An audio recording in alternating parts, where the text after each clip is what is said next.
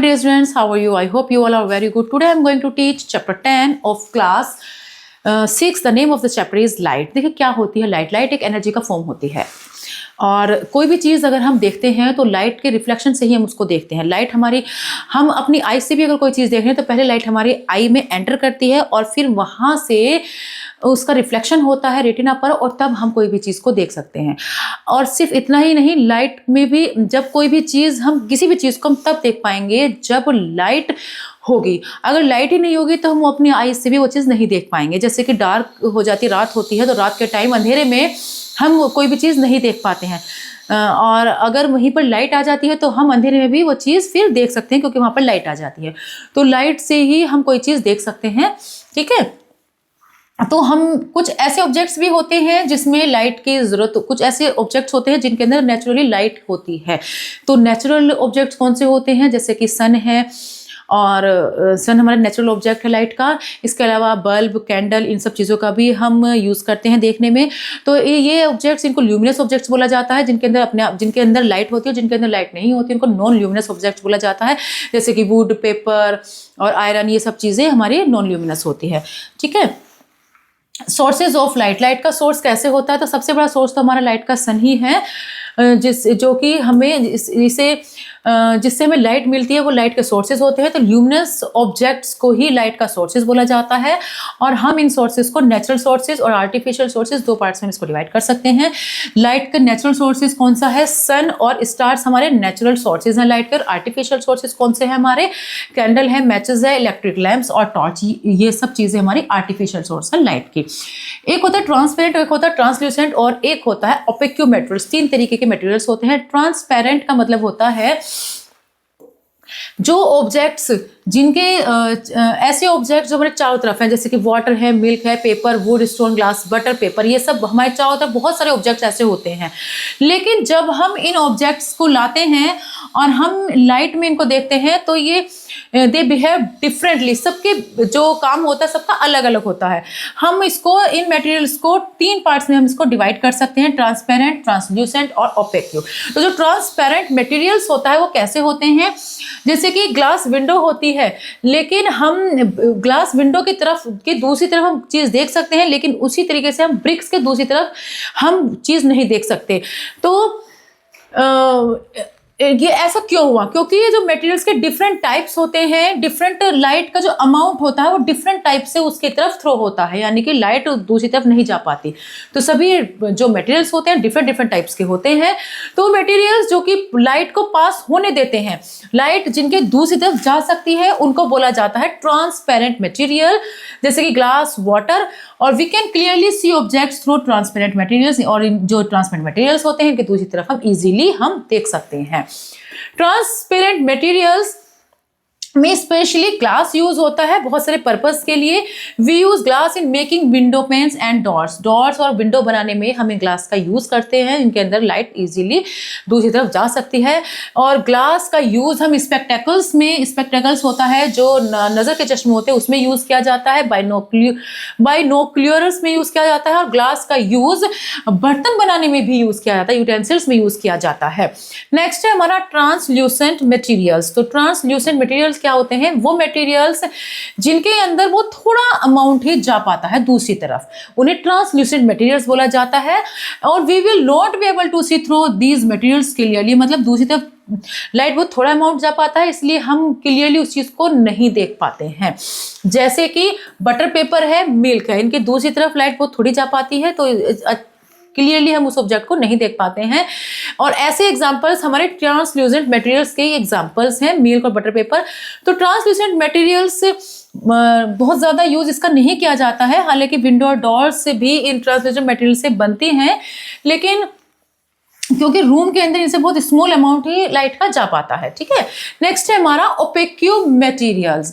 ओपेक्यू materials वो होते हैं जो कि कंप्लीटली लाइट को ब्लॉक कर देते हैं, यानी कि लाइट उसके दूसरी तरफ जा ही नहीं पाती है, जा ही नहीं सकती है। तो we will not be able to see it all through these materials, इसलिए हम उसको फिर दूसरी तरफ जब लाइट जा ही नहीं पाती है तो उसके दूसरी तरफ की हम कोई चीज़ देख ही नहीं पाते हैं, ठीक है। तो wood, stone, iron, coal, mud, ये सब चीज़ें हमारे ओपेक मटेरियल्स के एग्जाम्पल्स हैं। हम इसके दूसरी तरफ कुछ भी चीज़ नहीं देख पाएंगे। तो ओपेक्यू मटेरियल्स का बहुत सारे पर्पज में इसका यूज किया जाता है। जो चीज़ें हम नहीं चाहते हैं कि लाइट की दूसरी तरफ वो चीज़ ना दिखाई दे जिसको हम ऐसा चाहेंगे, तो उन चीज़ों में हर एक उस चीज़ में इसका यूज़ किया जाएगा। ठीक है, तो ज़रूरी नहीं है कि हमें हर चीज़ को दूसरी तरफ देखना रहे, तो ऐसी चीज़ों में हम उसका यूज़ करते हैं जिसमें हमें नहीं चाहिए कि भाई दूसरी तरफ की कोई चीज़ हमें दिखाई दे। तो रे ऑफ लाइट क्या होती है? Ray of light the path in which light travels in particular direction is called ray of light. जिसमें लाइट पर्टिकुलर डायरेक्शन से जाती है उसको रे ऑफ लाइट बोला जाता है। बीम ऑफ लाइट, जो लाइट का जो ग्रुप होता है, लाइट रेज के ग्रुप को बीम ऑफ लाइट बोला जाता है। यानी कि जैसे कि ये एक पॉइंट है, ये एक पॉइंट है, यहाँ से ये लाइट सारी जा रही हैं, तो हम इसको क्या कहेंगे? इस पॉइंट को हम कहेंगे बीम ऑफ लाइट है। ये सारा बीम ऑफ लाइट है, ये पॉइंट है जहां पर लाइट का बीम पड़ा है। नेक्स्ट है हमारा light travels in a straight light. ये जो लाइट होती है हमेशा एक सीधी लाइन में ही ट्रेवल करती है, मतलब वो हमेशा सीधी लाइन में ही जाती है। ठीक है, this property of light can be seen in our daily day to day life. हम डेली देख सकते हैं लाइट को कि लाइट एक सीधी लाइन में ही जाती है। हम इसको एक इससे भी देख सकते हैं, इसकी वजह से बहुत सारी प्रॉपर्टी से भी हम इस बात को समझ सकते हैं। देखिए सबसे पहले एक शेडो है, शेडो से भी हम इस बात को समझ सकते हैं। During the day and scorching sun we want to take rest under the shadow of a tree और अदर ऑब्जेक्ट। दिन के समय में और जब झुलसने वाली धूप होती है, झुलसने वाली धूप में हम क्या चाहते हैं? हम ऐसी जगह चाहते हैं जहां पर रेस्ट मिले हमें। तो क्योंकि जो ट्री होता है, जैसे ये ट्री है हमारा, तो इस ट्री के नीचे फिर हमें वो रिलैक्स मिलता है ना? ट्री के नीचे हमें रिलैक्स मिलता है। और हम क्योंकि लाइट जो होती है वो लाइट सिर्फ वहीं तक जाएगी क्योंकि स्ट्रेट लाइन में ही जा पाती है, तो जहां पर लाइट नहीं जाएगी वहां पर शेडो बन जाती है फिर उसकी। तो a shadow protects us from scorching sun. तो ये शेडो किससे प्रोटेक्ट करती है हमें? स्कॉचिंग सन से, झुलसने वाली जो धूप होती है उससे हमें प्रोटेक्शन देती है। और an opaque object blocks the light falling on it. जो ओपेक्यू ऑब्जेक्ट्स होते हैं वो लाइट को ब्लॉक कर देते हैं उसके ऊपर गिरने से। तो this creates an area of darkness on the side of the object away from light. तो इस तरीके से वहां पर जो एरिया बन जाता है वो उसको बोला जाता है शेडो। जो डार्कनेस का जो एरिया होता है उसे हम शेडो कहकर बुलाते हैं। ठीक है, उसे शेडो बोला जाएगा। फॉर्मेशन ऑफ शेडो, शेडो बनती कैसे है? तो इसके लिए देखिए एक हमें क्या चाहिए? लाइट का कोई भी सोर्स चाहिए, चाहे सन हो, टॉर्च हो, कोई भी कैंडल हो। एक ओपेक्यू हमें चाहिए, ओपेक्यू मटेरियल यानी कि जिसके दूसरी तरफ लाइट ना जाती हो। वुड चाहिए, स्टोन चाहिए, प्लास्टिक, आयरन हमें चाहिए। ओपेक्यू मटेरियल में हम कुछ भी चीज ले सकते हैं, जैसे कि वुड, स्टोन, प्लास्टिक, आयरन। हम इनमें से ऐसी कोई भी चीज ले सकते हैं। Okay, a screen of or surface to receive shadow, a screen or surface to receive shadow because it cannot be formed in air। Surface या स्क्रीन को रिसीव करने में जो शेडो होता है,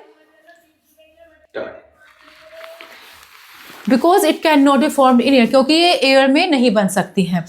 ओपेक्यू मटेरियल जरूर होना चाहिए किस किस के बीच में? लाइट के सोर्स के बीच में और स्क्रीन के बीच में ओपेक्यू मटेरियल होगा, तभी शेडो बन सकती है। तो शेडो बनने के लिए जो इंपॉर्टेंट फैक्ट्स हैं उसके बारे में हम पढ़ते हैं। फर्स्ट है हमारा इसमें a shadow formation of various objects of different size. Shadow कब बनेगी? अलग अलग ऑब्जेक्ट्स की जो शेडो बनती है वो अलग अलग साइज की बनती है। अलग अलग ऑब्जेक्ट्स की अलग अलग शेडो बनेगी। जैसे शेडो का साइज कैसे बनेगा? जैसा कि ओपेक्यू मटेरियल पर डिपेंड करता है, ये है ना, लाइट की बीम पर और ओपेक्यू मटेरियल के साइज पर ही डिपेंड करता है कि हमारी जो शेडो बन रही है वो किस साइज की बन रही है। इसके लिए आप यहाँ देख सकते हैं, एक कार्डबोर्ड लीजिए, लाइट लीजिए, है ना, तो बीच में एक यहाँ स्फेयर हुआ है, लाइट डल रही है, तो देखिए कैसे किस तरीके से फिर इसकी शेडो बन रही है। जो हमारी लाइट ऑफ बीम है इसकी हेल्प से जो लाइट बन रही है, तो यहाँ पर ये जैसा ऑब्जेक्ट हुआ है, ओपेक्यू ऑब्जेक्ट जैसा रहेगा उसी हिसाब से हमारी यहाँ पर शेडो बनेगी। ठीक है, दूसरा है shadow formation of various object of different shapes. जैसी उसकी शेप रहेगी वैसी ही उसकी शेप बनेगी। इसमें the shadow formed by various object of different shapes are also different. The shadow of circular object is circular. अगर जो ओपेक्यू मटेरियल है, ओपेक्यू ऑब्जेक्ट है, वो अगर सर्कल शेप का है तो सर्कल शेप का बनेगा, रेक्टेंगुलर शेप का है रेक्टेंगुलर शेप का बनेगा, कैट के शेप का है तो कैट के शेप की ही शेडो बनेगी। जैसे कि यहाँ पर आपने देखी है, ये कैट है तो कैट की ही शेप की यहाँ पर शेडो बनी है। ओके, नेक्स्ट है इसमें जैसा शेडो जब बनती है तो जैसा ओपेक्यू ऑब्जेक्ट होगा, तो ऐसा नहीं है कि ओपेक्यू ऑब्जेक्ट का जो कलर होगा तो शेडो में भी वही कलर आएगा। शेडो हमेशा ब्लैक कलर की बनती है, उसका कोई कलर नहीं आता है। नेक्स्ट है solar and lunar eclipse. Solar lunar eclipse से हिंदी में सूर्य ग्रहण और चंद्र ग्रहण बोलते हैं। देखिए, दो तरीके की एक्लिप्सी होती है। एक होती है सोलर एक्लिप्सी। सोलर एक्लिप्सी का मतलब होता है जब सन, ये सन होता है हमारा, ये अर्थ है हमारी, और ये हमारा मून है। जब सन और मून इन दोनों के बीच में अगर अर्थ आ जाती है तो उसको बोला जाता है ल्यूनर एक्लिप्सी।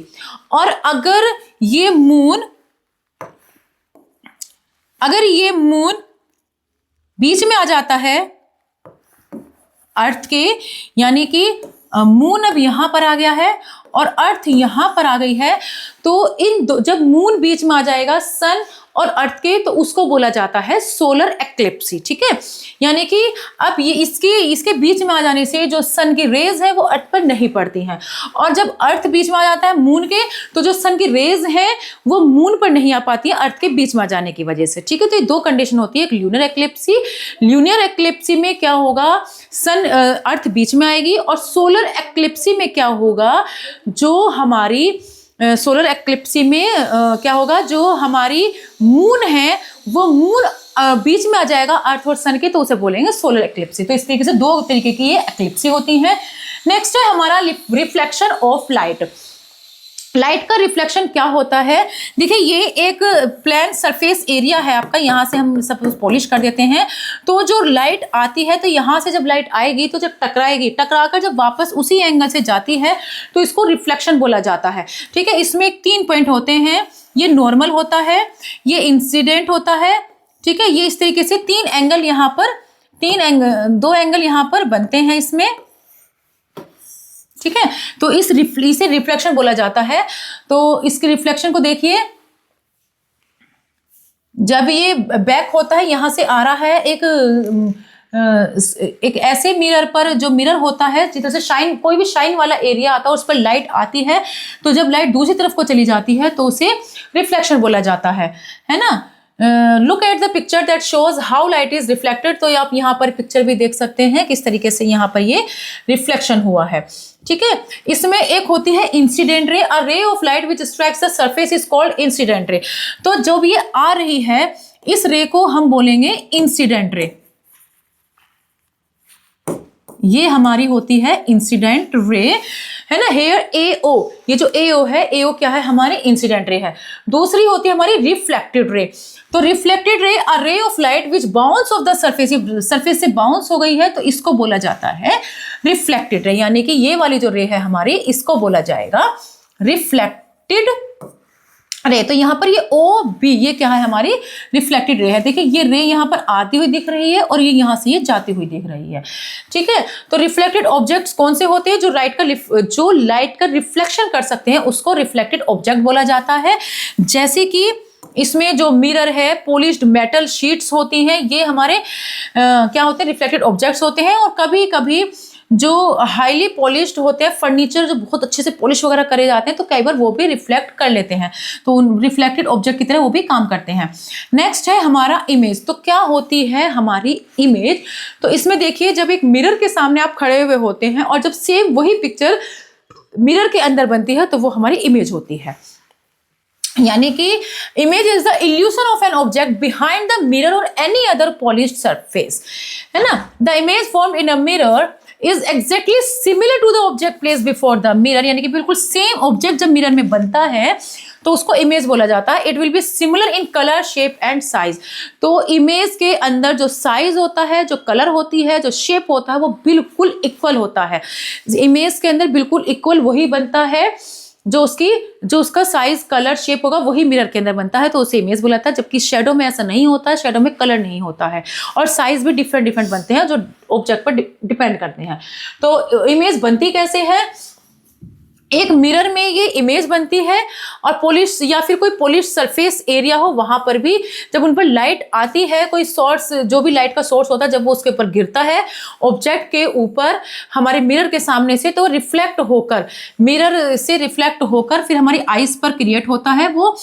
और इस तरीके से क्रिएट होने से जो series, corresponding series points behind the mirror के पीछे जो सारे पॉइंट्स जब इकट्ठे होते हैं तो वहां से फिर एक इमेज बनती है। तो एक plane mirror forms an image exactly. तो जो प्लेन मिरर होता है उस बिल्कुल इमेज, एग्जैक्टली इमेज ऐसी, उसमें एकदम इक्वल साइज के ऑब्जेक्ट्स का ही वहां पर फिर इमेज बनती है। But laterally reverse, laterally reverse का मतलब होता है कि ये जो, अगर हमारा ये राइट हैंड है तो यहाँ पर ये लेफ्ट हैंड नजर आएगा, जो लेफ्ट हैंड है वो हमारा राइट हैंड नजर आएगा। ठीक है, नेक्स्ट है हमारा, if you see your image holding an object in right hand, you will see your image in mirror holding the object in left hand. ठीक है, लेफ्ट हैंड राइट हैंड चमकेगा, right hand left hand, मतलब जरूर hand image, मतलब कोई भी left वाला portion right की तरफ चमकेगा, राइट वाला पोर्शन लेफ्ट की तरफ चमकेगा, लेकिन बनेगी बिल्कुल सेम पिक्चर। रेगुलर रिफ्लेक्शन और इरेगुलर रिफ्लेक्शन किसे बोला जाता है?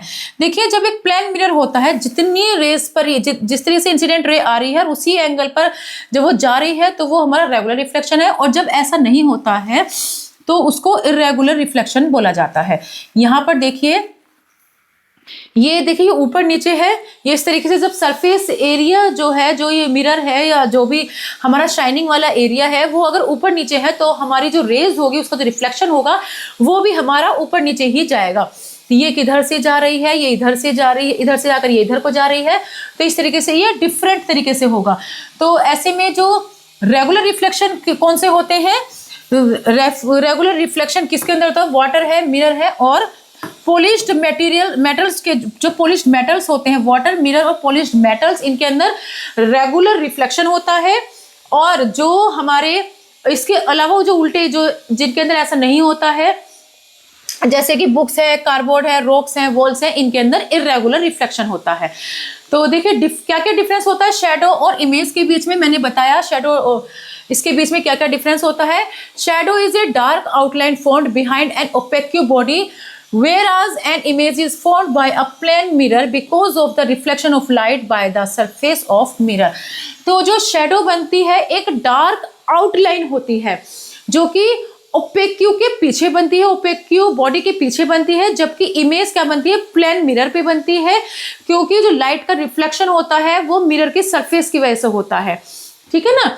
तो यहाँ पर देखिए, आप यहाँ इजीली इस चीज को समझ सकते हैं। यहाँ पर देखिए अंदर भी सारी चीजें दिखाई दे रही हैं। ये सिर्फ आउटलाइन नहीं है, ये सिर्फ आउटलाइन नहीं है, तो इसलिए ये क्या है? इमेज है। और यहाँ पर जब ये हमारी यहाँ पर जब ये हमारी शैडो बनी थी तो यहाँ पर देखिए सिर्फ एक हमारी आउटलाइन बनी है। ठीक है ना? यहाँ पर ये सिर्फ हमारी आउटलाइन बनी है, तो ये हमारी क्या है? शैडो है। तो इसमें आउटलाइन रहती है और इसमें आउटलाइन नहीं रहती है, इसमें सब चीज सेम नजर आती है। ओके, तो और क्या है इसमें? Shadow is always black. और शैडो हमेशा कैसी होती है? ब्लैक होती है। भले ही ऑब्जेक्ट का कोई भी कलर हो, लेकिन वो बनती है हमेशा ब्लैक ही है। Image is similar to the object in colour. Image कैसी होती है? इमेज बिल्कुल जैसा ऑब्जेक्ट होता है उसी के कलर के बनती है इमेज। तो शैडो की साइज किस पर डिपेंड करती है? ये डिस्टेंस पर डिपेंड करता है कि लाइट का सोर्स और ऑब्जेक्ट के सोर्स के बीच में कितनी डिस्टेंस है, जबकि इमेज, ऑब्जेक्ट की जो इमेज बनती है वो सेम ऑब्जेक्ट की ही साइज की बनती है। ठीक है, शैडो डिपेंड करता है किस किस के बीच के डिस्टेंस पर? लाइट के सोर्स और ऑब्जेक्ट के बीच के डिस्टेंस पर डिपेंड करता है, जबकि इमेज क्या होती है, बिल्कुल ऑब्जेक्ट के साइज की ही इमेज बनेगी। तो ये इनके बीच में डिफरेंस होता है। तो आपने इसमें पढ़ा ओपेक्यू, ट्रांसल्यूसेंट, ट्रांसपेरेंट, इन सब के बारे में आपने अच्छे से पढ़ा। शैडो इमेज के बारे में, रिफ्लेक्शन और रिफ्लेक्शन के बारे में पढ़ा, रेगुलर रिफ्लेक्शन, इरेगुलर रिफ्लेक्शन के बारे में भी आपने पढ़ा। I hope you have learn to this chapter very well. We will meet in next class. Good bye and thank you.